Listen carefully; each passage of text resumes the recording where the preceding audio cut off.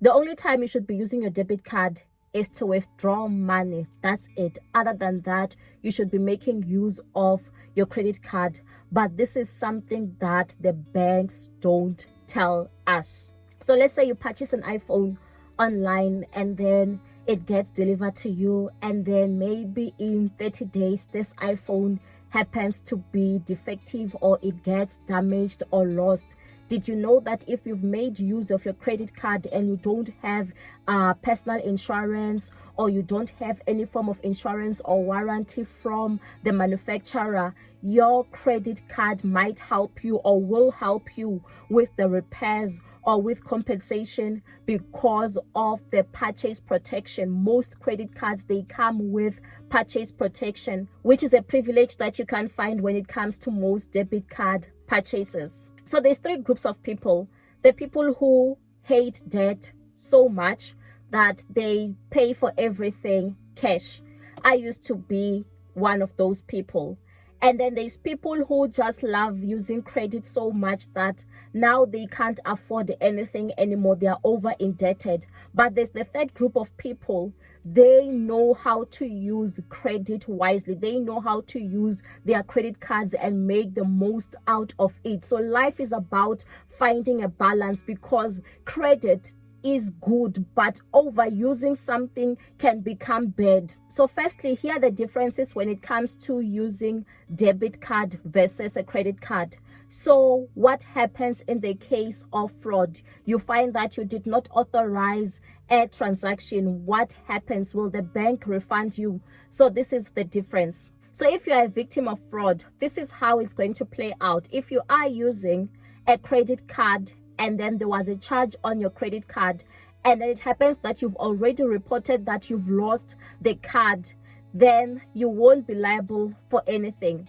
And then if you do use a debit card and then you report that your card is missing before a theft or a fraud happens, then you also won't be liable for anything. So in both cases, it is the same.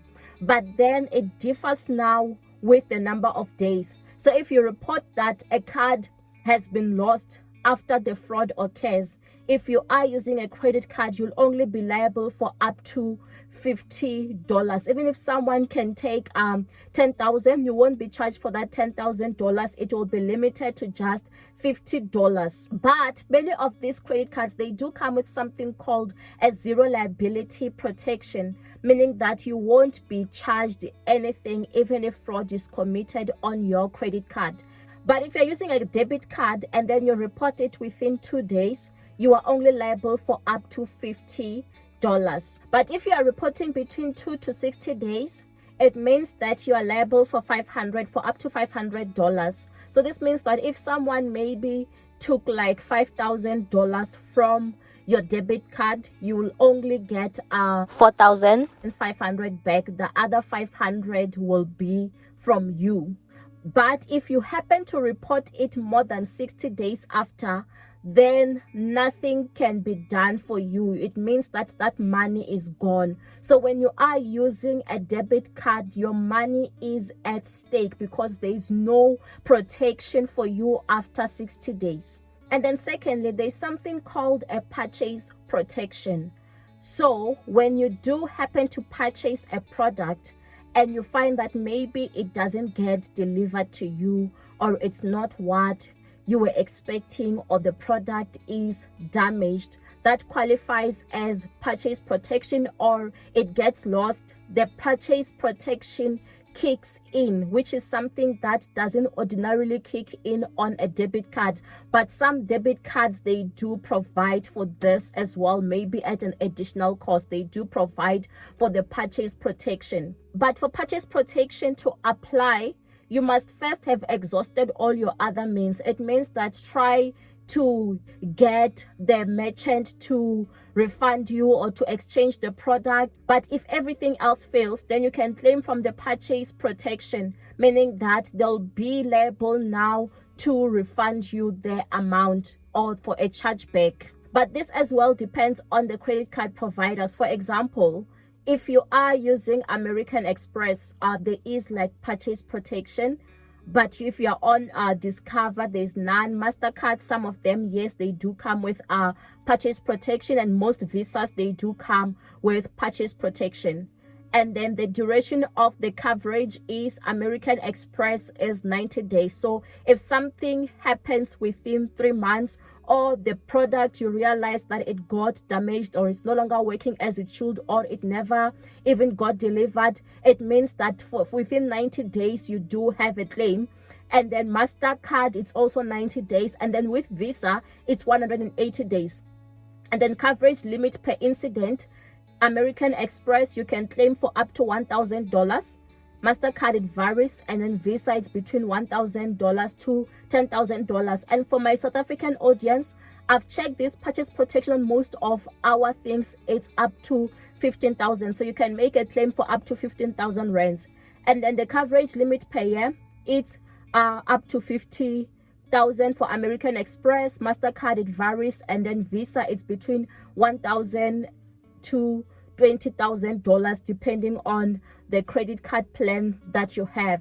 So here are some instances on when it's best to use a credit card. So firstly is for the purchase protection. So if you are going to be buying something and you just want to also have that peace of mind when it comes to it, or maybe you are ordering something from a merchant that you've never used before, or it's a large sum of money and you don't know what's going to happen to it, it's better to be using your credit card. Or maybe if you are making a booking, like a hotel booking where they are going to require deposit, it's better just to be using a credit card, because that's not your money that they are going to charge. But if you are using a debit card, it means that when they do take that deposit, they have already taken your money, so you no longer have access to it.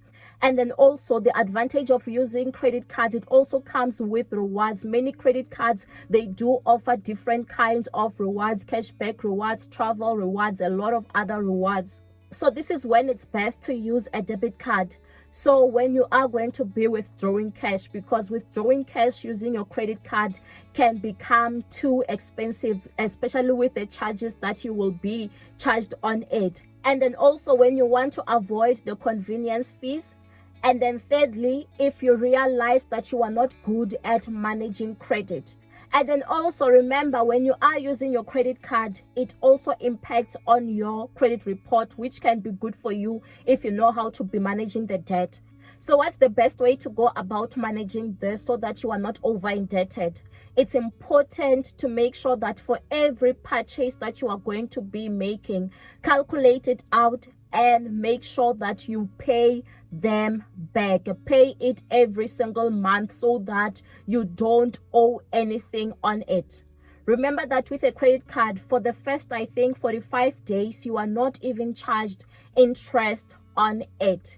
So you want to find a smarter way of managing it. So you want to make sure that all the things that you would have purchased in that particular month using your credit card, you settle for it at the end of the month. Settle it out so that you don't seem like you are not paying on your credit card. So just make sure that you pay for all the charges every single month. Don't just pay the minimum balance, to make sure that you are within your budget. You are using your credit card just as a means to facilitate the benefits and not to further indebt yourself. So if you use it smartly, it's going to be working for you, working in your favor. But if you can feel that you are not disciplined when it comes to money, please don't do this. Just continue using your debit card.